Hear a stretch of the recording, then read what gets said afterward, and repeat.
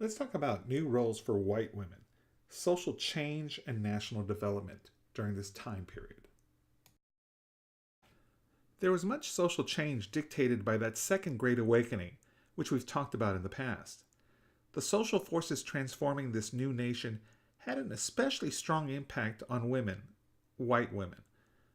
Meanwhile, the Second Great Awakening was largely driven forward by middle class women who were its earliest converts and who filled evangelical churches in numbers far beyond their proportion to the general population.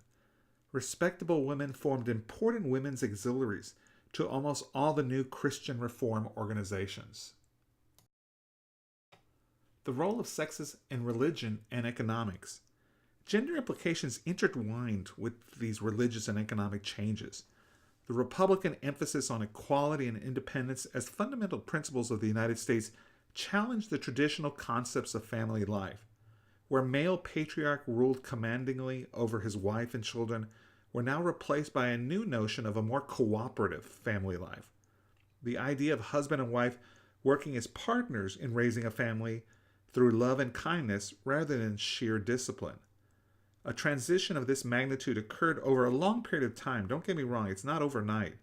And uneven impact throughout the country. So this doesn't happen overnight. It doesn't happen evenly throughout the country, the North and the South. It's going to be sporadic. But we start to see this happen. Middle class women in the Northeast, however, were at the forefront of this new understanding of family life and women's roles in that life. The Northeast is always the leading edge of most major social changes in this early new nation. We start to see gender patterns begin to emerge. It is clear that the developments of the early 19th century helped to establish these patterns, and these patterns actually remain strong up to this present day. For example, it was only in the 1820s and 1830s that women began to displace men as the overwhelming majority of school teachers, which we still see today to an extent. This development brought clear advantages to women who increasingly received advanced education and would become teachers. Teaching actually brought a high moral status and acknowledged their public role in improving American society as moral leaders. The rise of female school teaching also suggests other things, that there was limited choices for women, middle class women, in the workplace. Almost no other options for public employment were available to these type of women. And also they're very attractive to employers, these women, because they would be paid less than men. In this slide I include, of course, from a movie many years ago called Bad Teacher. But on the right-hand side of this slide, I actually have rules for teachers, and the majority were women. Remember, we're talking about that. So some of the rules for teachers, their duties were to wash the windows and clean the classroom with soap and water once a week. They needed to check the outhouses. They were what they had to wear, what they couldn't wear is actually written up. Women could never wear in public a bathing costume, so they were never allowed a bathing suit in today's words. They weren't allowed to wear bloomers for cycling, or you couldn't see them in public. No skirt slits to expose the ankles, ladies, so you can't show your ankles at this time if you're a teacher. Men actually also, there are men teachers at this time. I don't want you to think it was just purely women, but there were rules for men teaching also. Shirt sleeves unlinked and unrolled, so you had to be prim and proper. Your hair had to be cut very short and cropped. Now, conduct, especially for women teachers, you were not allowed to smoke cigarettes or use spirits, meaning drink alcohol, or go to a pool or a public dance hall.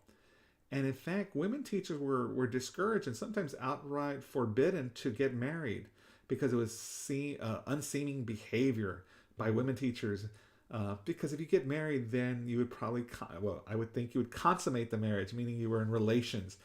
And teachers, especially women teachers, are the moral authority in the country, or that's the impression that's given at this point. And most importantly, women teachers, female teachers, were not allowed to join any feminist movements, such as the suffragettes. And the suffragettes later on, as we know, are the ones that are fighting for women to get the right to vote. So I just kind of like looking at these rules. These are actual rules dictated for teachers. Now it's past the point that we're talking about. It's in 1886, so it's after the Civil War but we start to see the roles, the gender roles during the time we're talking about, and especially for women. Now, with these women's new role, we see a new social power.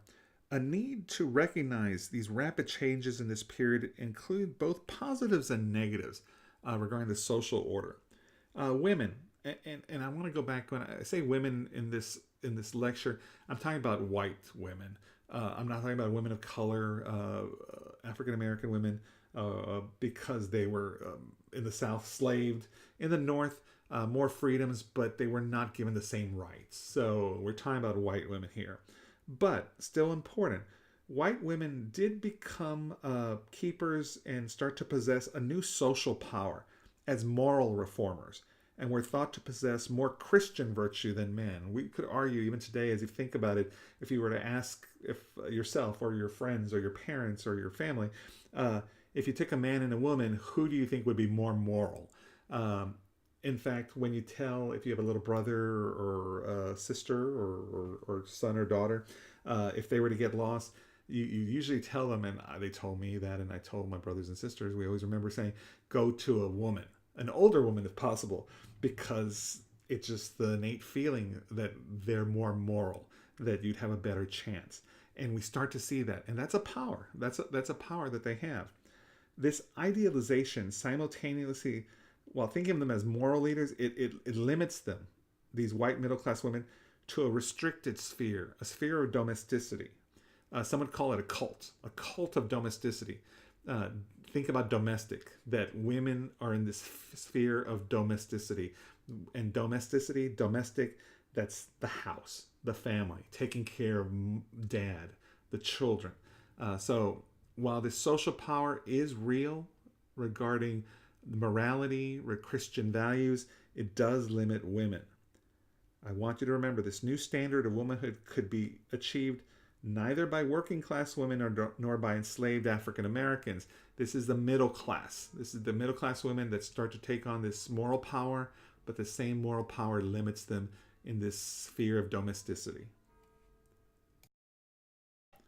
Although women had many moral obligations and duties in the home, which we've kind of talked about, and in church and in community, they had few political or legal rights in this new republic, this new United States. In fact, Abigail Adams, First Lady under John Adams, the second President of the United States, will actually remind her husband, John, during the Constitutional Convention to remember the ladies. Her warning went, of course, unheeded and not paid attention.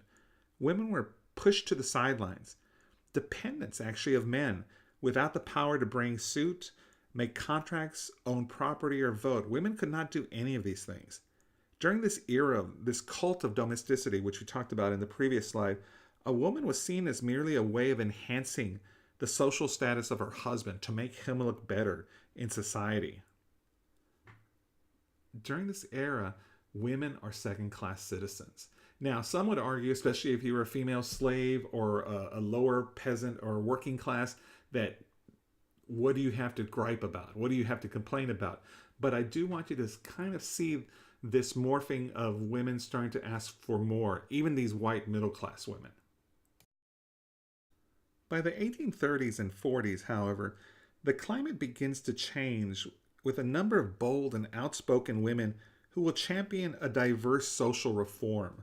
Reforms of many different types, including the reforming of our government regarding capital punishment, prostitution, prison reform, reforms regarding alcohol and possibly banning or limiting the use of alcohol, and most significantly, a reform in the early abolitionist movement against slavery. These are all women's issues, and we start to see women push out from this cult of domesticity where they're just relegated to the house, to them pushing forward and saying they have a part to play and in reforming certain areas of the social society. Now, I did mention that they are looking for reform or outright abolition of slavery. These abolitionists, primarily in the North, the Northeast, these women will fight for ending slavery.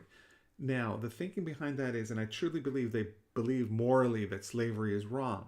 But in addition, for them to fight for women's rights, before they can get these women's rights that we talked about, this voting, legal issues, being able to own property and things like that. For them to get that first, they first have to establish that there's a basic human right. And that would trump everything, that regarding slavery. So that's why we see women at the forefront of abolitionism, meaning the fight against slavery, primarily in the North. That once this battle is finished, then they can get women's rights. Let's talk about some of the women in the abolitionist movement. Two influential Southern sisters, Angelina and Sarah Grimke, in the far upper right-hand corner of the slide, they will participate in the freeing and educating of slaves. They're from the South. They grow up in a plantation, but their thinking, of course, is drastically different from others in the South, where they believe in the freedom, the emancipation of slaves, and the education of slaves. Harriet Wilson becomes the first African American to publish a novel sounding the theme of racism.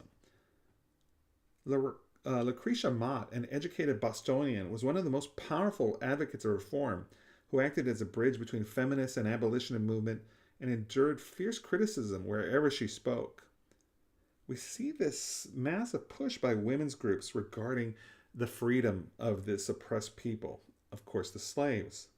Around 1840, the abolitionist movement actually starts to split a bit.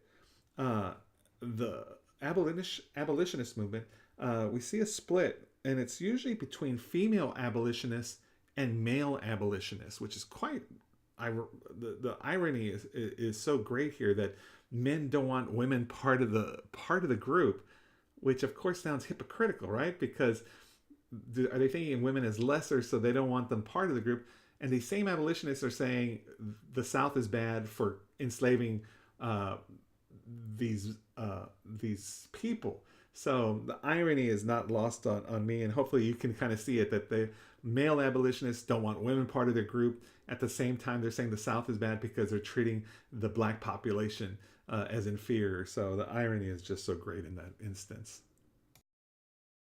Now, as I was saying, male abolitionists did not want women part of their group or not part of the grand meetings on how to deal with slavery. Well, with the women being snubbed by the established abolitionist group or run by men, they will actually create their own convention, the Seneca Falls Convention of 1848. And under the Seneca Falls Convention, we will see them argue for women's rights. They'll demand improved laws regarding child custody, divorce, property rights for women.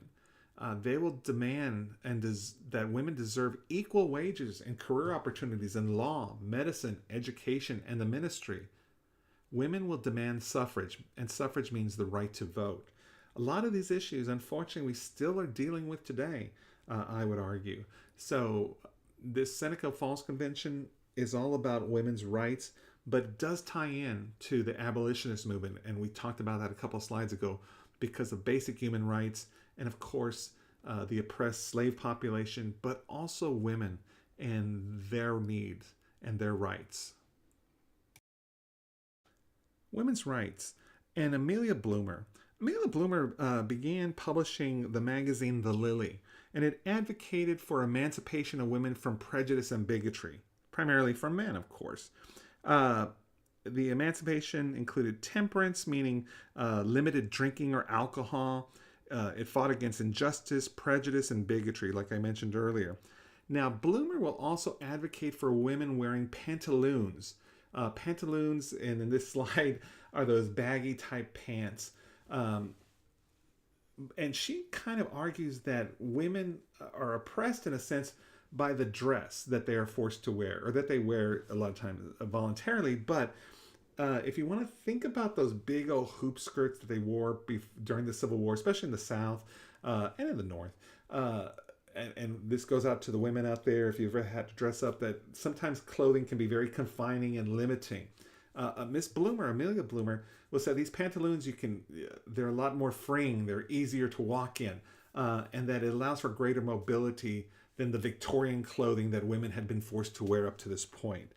So she pushes, while it may sound silly that what you wear is affecting your rights as a person or as a citizen, she actually advocates saying it does make a difference that we're kind of women are kind of tied into their clothing, their Victorian style clothing, and she pushes for these new type of pants or undergarments. And in fact, I'm not sure if you were, they're known as, even today they're known as bloomers, and this is after Amelia Bloomer. The seeds of the quest for women's rights were sown into our Declaration of Independence, claiming that all men are created equal. Sarah Grimke, one of those advocates for abolition, one of those early women's rights leaders, in 1837 wrote that men and women were created equal. Whatever is right for men to do is right for women. That language was mirrored in that Seneca Falls Declaration, which I mentioned earlier. Thus, in this era of reform and renewal, women realized that if they were going to push for equality, they needed to ignore criticisms and what was then considered acceptable social behavior. The new republic, the United States experiment in government, was going to need all of its citizens to have every path laid open to them. However, the ardent feminists discovered that many people felt women neither should nor could be equal to men. Now, the women's movement, women in America, everything I've talked about, while very, very important at the time, will soon get side-railed or distracted by the sectional tension, and the climate for reform that the women wanted will soon evaporate because we all know what's coming down the road. This important struggle would continue for many generations to come, but at this time we start to see our country start to pull apart, this sectionalism between the North and the South, which would have put women's issues on the back burner.